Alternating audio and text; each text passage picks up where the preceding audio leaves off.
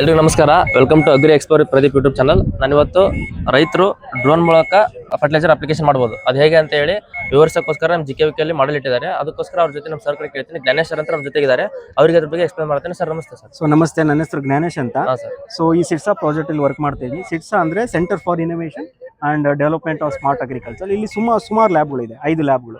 For example agri automation lab ಆಗ್ಬೋದು, ಮತ್ತೆ drone lab ಆಗ್ಬೋದು, advance agronomy lab and precision agriculture lab and FEDM farm equipment design and manufacturing.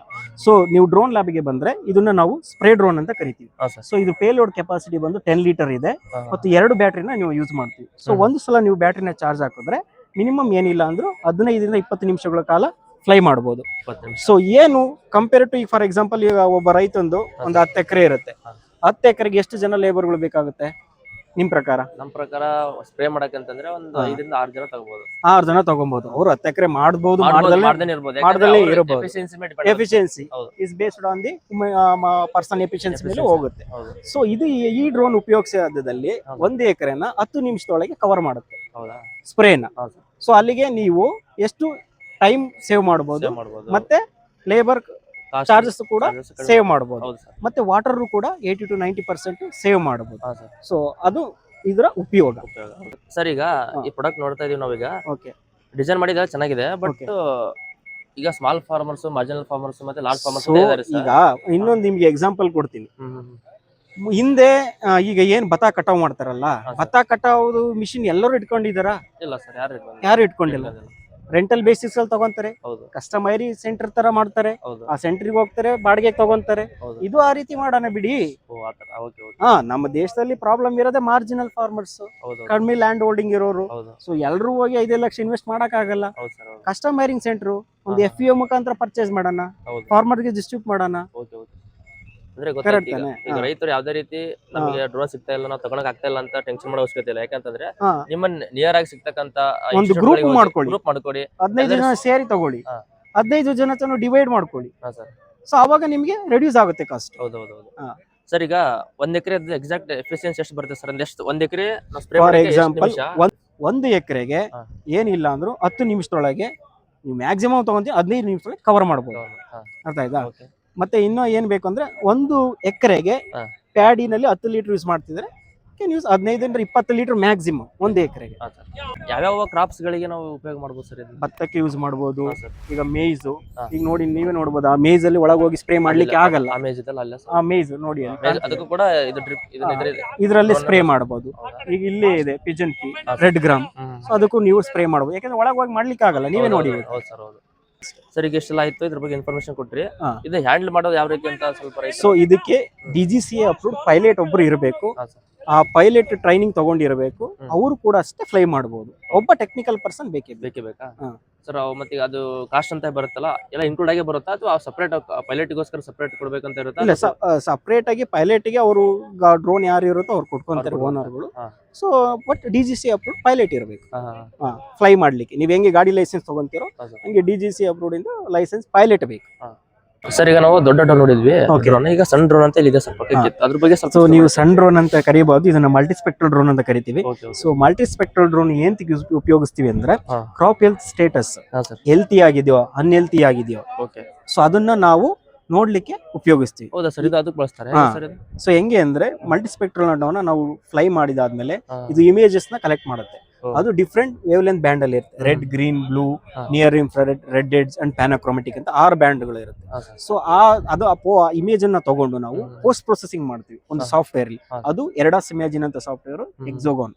Okay, ಆ ಎರ್ಡಾಸ್ ಇಮೇಜಿನ್ software ನ use ಮಾಡ್ಕೊಂಡು ನಾವು post processing ಮಾಡಿದಾಗ ಅದರಲ್ಲಿ NDV ಕ್ಯಾಲ್ಕುಲೇಟ್ ಮಾಡ್ತೀವಿ. NDV ಅಂದ್ರೆ ನಾರ್ಮಲೈಸ್ಡ್ ಡಿಫರೆನ್ಸ್ ವೆಜಿಟೇಷನ್ ಇಂಡೆಕ್ಸ್ ಅಂತ. ಸೊ ಅದು ಕ್ಯಾಲ್ಕುಲೇಟ್ ಮಾಡಿದಾಗ ಅದ್ರ ವ್ಯಾಲ್ಯೂಸ್ ರೇಂಜ್ ಬಂದು -1 to +1 ಇಂದ ಇರುತ್ತೆ. ಸೊ ನೆಗೆಟಿವ್ ವ್ಯಾಲ್ಯೂಸ್ ಏನಿದೆ ಅದನ್ನ ನಾವು ಅನ್ಹೆಲ್ತಿ ರೀಜನ್ ಅಂತ ಕೆಟಗರೈಸ್ ಮಾಡ್ತೀವಿ. ಪಾಸಿಟಿವ್ ವ್ಯಾಲ್ಯೂಸ್ ಏನು ಬರುತ್ತೆ ಅದನ್ನ ಹೆಲ್ತಿ ರೀಜನ್ ಅಂತ ಕೆಟಗರೈಸ್ ಮಾಡ್ತೀವಿ.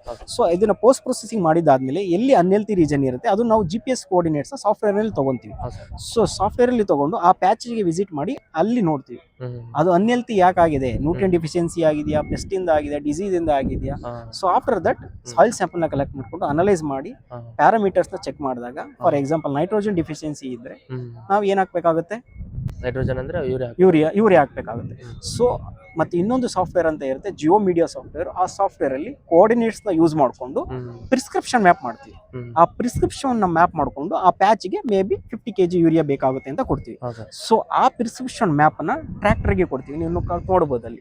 So this is a fertiliser broadcaster. So ಈ ಟ್ರ್ಯಾಕ್ಟರ್ಗೆ ಆ ಪ್ರಿಸ್ಕ್ರಿಪ್ಷನ್ ಮ್ಯಾಪ್ ಕೊಟ್ಟಾಗ, ಆ ವೇವ್ ಲೈನ್ ಕ್ರಿಯೇಟ್ ಮಾಡಿದಾಗ ಆ ಟ್ರ್ಯಾಕ್ಟರ್ ಆ ಪರ್ಟಿಕ್ಯುಲರ್ ಪ್ಯಾಚ್ಗೆ, ಯಾಕಂದ್ರೆ ನಾವು GPS ಕೋಆರ್ಡಿನೇಟ್ಸ್ ಅಲ್ಲಿ ಇದು ಮಾಡಿರ್ತೀವಿ, ಆ ಟ್ರ್ಯಾಕ್ಟರ್ ಪರ್ಟಿಕ್ಯುಲರ್ ಪ್ಯಾಚ್ಗೆ ಹೋಗಿ ಎಷ್ಟು quantity, for example 50 kg urea ಅಂತ ಇರುತ್ತೆ, 50 kg ಯೂರಿಯಾನ ಆ ಪ್ಯಾಚ್ಗೆ ಅದು ಅಪ್ಲೈ ಮಾಡುತ್ತೆ. ಓಕೆ, ನಾರ್ಮಲ್ ಆಗಿ ಹೇಳಿ ಕಂಪ್ಯಾರಿಸನ್ ಹೇಗೆ ಮಾಡಬಹುದು ಅಂದ್ರೆ, ನೀವು 200 kg ಯೂರಿಯಾ ಹಾಕೋ ಬದಲು ಆ ಪ್ಯಾಚ್ಗೆ ಎಷ್ಟು ಹಾಕ್ತೀರಿ, 50 kg ಯೂರಿಯಾ ಅಷ್ಟೇ ಹಾಕ್ತೀರಿ. ಅಲ್ಲಿಗೆ ಎಷ್ಟಾಯ್ತು, 150 kg ಯೂರಿಯಾ ಉಳಿತಾಯ. That is the concept of precision agriculture ಅಂತ ಹೇಳಲಿಕ್ಕೆ ಇಷ್ಟಪಡ್ತೀನಿ. Okay okay sir. ಮತ್ತೆ ಇದನ್ನ ಯಾವ ರೀತಿ ಹೆಂಗೆ ಉಪಯೋಗಿಸಬಹುದು, ಎಲ್ಲಿ ರೈತರಿಗೆ ಅವೈಲೇಬಲ್ ಹೆಂಗಿರುತ್ತೆ ಅದ್ರ ಬಗ್ಗೆ ಸ್ವಲ್ಪ ಎಕ್ಸ್ಪ್ಲೇನ್ ಮಾಡಿ ಸರ್. ಹೇಗೆ ಎಲ್ಲಿ ಸಿಗುತ್ತೆ ಅಥವಾ ಹೆಂಗ್ ಮಾಡಬೇಕು? ಸೊ ಇದು ರೈತರಿಗೆ ಅವೈಲೇಬಲ್ ಕಸ್ಟಮ್ ವೈರಿಂಗ್ ಸೆಂಟರ್ ತರ ಮಾಡಿ you have to give to the farmers. It will take time. ಅರ್ಥ ಆಗಿದೆಯಾ? ಸೊ ಈಗ 10 ವರ್ಷದಿಂದ ಪ್ಯಾಡಿ ಹಾರ್ವೆಸ್ಟರ್ ಇರಲಿಲ್ಲ, ಈಗ ಪ್ಯಾಡಿ ಹಾರ್ವೆಸ್ಟರ್ ಎಲ್ಲರೂ ಯೂಸ್ ಮಾಡ್ತಾರೆ. ಸ್ವಲ್ಪ ಟೈಮ್ ತಗೊಳುತ್ತೆ. After that custom wiring centre ತರ ಮಾಡಿ can use this technology. Sir ಅದು ಎಕ್ಸಾಂಪಲ್ ಕೊಡಿ ಸರ್, ಒಂದು ಯಾವ್ದಾದ್ರು ಈಗ ರೈತರು ಈಸಿ ಮೆಥಡ್ ಹೆಂಗ್ ಚೆಕ್ ಮಾಡೋದು, ಈಗ ಹೆಲ್ತ್ ಚೆಕ್ ಮಾಡೋದು ಅಂತ ಹೇಳಿದ್ರಲ್ಲ, ಅದನ್ನ ಒಂದು ಎಕ್ಸಾಂಪಲ್ ಕೊಡಿ ಸರ್. ಎಕ್ಸಾಂಪಲ್ ಅಂತ ಯಾವ ರೀತಿ ಬೇಕು ನಿಮಗೆ? ಅಂದ್ರೆ ಉದಾಹರಣೆ ನೈಟ್ರೋಜನ್ ಅಂತ ಹೇಳಿದ್ರಿ ಸರ್. ನೈಟ್ರೋಜನ್ ಪ್ರದೇಶ ನಂಗೆ ಗೊತ್ತಾಯ್ತು, ಈ ಕಡೆ ನೈಟ್ರೋಜನ್ ಡೆಫಿಷಿಯನ್ಸಿ ಇದೆ, ಅಲ್ಲಿ ನಾವು ಯೂರಿಯಾ ಹಾಕ್ಬೇಕು ಅಪ್ಲಿಕೇಶನ್ ಅಂತ ಗೊತ್ತಾಯ್ತು. ಇದೇ ರೀತಿ ಯಾವ ಬೇರೆ ತರದ್ದು ಏನಾದ್ರು ಡೆಫಿಷಿಯನ್ಸಿ ಇದನ್ನ ಕಂಡುಹಿಡಿಯುತ್ತಾ? ಡೆಫಿಷಿಯನ್ಸಿ ಏನು ಕಂಡುಹಿಡಿಯಲ್ಲ, ಅನ್ಹೆಲ್ತಿ ರೀಜನ್ ಕಂಡುಹಿಡಿಯುತ್ತೆ. After that ground truthing is required. This patch is, for example ಅಲ್ಲಿ ನಮಗೆ ಕಳ್ಳ ಇದಾನೆ ಅಂತ ಗೊತ್ತಾಗುತ್ತೆ, ಅವನು ಯಾವ ರೀತಿ ಕಳ್ಳತನ ಮಾಡಿದಾನೆ ಅಂತ ಗೊತ್ತಾಗಲ್ಲ. ರೀಸನ್ ಗೊತ್ತಾದ್ಮೇಲೆ ನಾವು ಐಡೆಂಟಿಫೈ ಮಾಡ್ಕೊಂಡು ಅಲ್ಲಿ ಟೆಸ್ಟಿಂಗ್ ಆ ಪ್ಲೇಸಿಗೆ ಹೋಗಿ ನೋಡಿದಾಗ ಅವನ್ನ ಹಿಡಿದಾಗ ನಮಗೆ ಗೊತ್ತಾಯ್ತು ಇವನು ಕಳ್ತನ ಇದನ್ನ ಮಾಡಿದ್ದಾನೆ. ಆವಾಗ ನಾವು ಐಡೆಂಟಿಫೈ ಮಾಡಿ ಅದೇ ರೀತಿಯಾಗಿ ಆ ಪ್ಯಾಚಿಗೆ ಹೋಗಿ ನೈಟ್ರೋಜನ್ ಡಿಫಿಷಿಯನ್ಸಿನ ಸಾಯಿಲ್ ಪ್ಯಾರಾಮೀಟರ್ ಅನಾಲಿಸಿಸ್ ಮಾಡ್ತೀವಿ, ಅಥವಾ ಪೆಸ್ಟ್ ಅಟ್ಯಾಕ್, ಡಿಸೀಸ್ ಅಟ್ಯಾಕ್ ಅಂತ ಆ ಸ್ಪಾಟಿಗೆ ಹೋಗಿ ನೋಡ್ತೀವಿ. ಸರ್ ಎಲ್ಲ ಫಾರ್ಮರ್ಸ್ಗೆ ಅವೈಲೇಬಲ್ ಸಿಗುತ್ತೆ ಹೆಂಗೆ? ಫಾರ್ಮರ್ಸ್ಗೆ ಅವೈಲೇಬಲ್ ಎಲ್ಲರಿಗೂ ಸಿಗುತ್ತೆ, ಟೈಮ್ ತಗೊಳುತ್ತೆ. ಟೈಮ್ ಸ್ವಲ್ಪ ಇಂಪ್ರೂವ್ಮೆಂಟ್ ಆಗಬೇಕು. ಟೈಮ್ ಕಾಸ್ಟ್ ಜಾಸ್ತಿ ಕಾಸ್ಟ್ ತುಂಬಾನೇ ಇರುತ್ತೆ. ನೀವು ಕಸ್ಟಮ್ ವೈರಿಂಗ್ ಸೆಂಟರ್ ತರ ಮಾಡಿ ಬಾಡಿಗೆ ರೂಪದಲ್ಲಿ ತಗೊಬೇಕು. ಲಾರ್ಜ್ ಫಾರ್ಮರ್ಸ್ ಆದ್ರೆ ಓಕೆ, ಸಣ್ಣ ರೈತರು ಇರ್ತಾರಲ್ಲ ಅವರಿಗೆ ಕಸ್ಟಮ್ ವೈರಿಂಗ್ ಸೆಂಟರ್ ತರ ಬಾಡಿಗೆ ರೂಪದಲ್ಲಿ ಕೊಡಬೇಕು. ಸರ್ ಮತ್ತೆ ಸರ್ ಇದ್ರ ಬಗ್ಗೆ ಲಾಸ್ಟ್ ಫೈನಲ್ ಫೈನಲ್ ಆಗಿ ಏನಂದ್ರೆ ಮುಂದಿನ ದಿವಸಗಳಲ್ಲಿ ಟೆಕ್ನಾಲಜಿಗಳು ಬೇಕಾಗುತ್ತೆ ನಮ್ಮ ದೇಶಕ್ಕೆ ಅಂತ ನಾನು ಹೇಳಲಿಕ್ಕೆ ಇಷ್ಟಪಡ್ತೀನಿ. ಯಾಕೆಂದ್ರೆ ಲೇಬರ್ ಕೊರತೆ ತುಂಬಾ ಆಗಿರೋದ್ರಿಂದ, ಫಾರ್ ಎಕ್ಸಾಂಪಲ್ ಈಗ ನಮ್ಮ ತೋಟದಲ್ಲೇ ಬರಲ್ಲ, ಮುಂದೆ ನಾವು 2 ದಿವಸ 1 ವಾರದ ಮುಂಚೆಲೆ ಹೇಳ್ಬೇಕಾಗುತ್ತೆ, ಇಲ್ಲಾಂದ್ರೆ ಅವ್ರು ಬರಲ್ಲ, ಅವ್ರಿಗೆ ಬೇರೆ ಕೆಲಸ ಇರುತ್ತೆ. ಸೊ ಕೊರತೆ ಆಗೋದ್ರಿಂದ ಕಾರಣ ಈ ಟೆಕ್ನಾಲಜಿಗಳನ್ನ ಅಡಾಪ್ಟ್ ಮಾಡ್ಕೊಂಡ್ರೆ ರೈತರಿಗೆ ತುಂಬಾ ಉಪಯೋಗ ಆಗುತ್ತೆ ಅಂತ ನಾನು ಹೇಳಲಿಕ್ಕೆ ಇಷ್ಟಪಡ್ತೀನಿ. ಸರ್ ಎಷ್ಟೊಂದು ಇನ್ಫಾರ್ಮೇಶನ್ ಕೊಟ್ಟಿದ್ದಕ್ಕೆ ಧನ್ಯವಾದಗಳು ಸರ್. Thank you. ಮತ್ತೊಮ್ಮೆ ಮತ್ತೆ ಸಿಗೋಣ ಸರ್. ನಮಸ್ಕಾರ ರೈತ ಬಂದವರೇ, ಎಷ್ಟೊಂದು ವಿಡಿಯೋ ನೋಡೋದಕ್ಕೆ ಧನ್ಯವಾದಗಳು.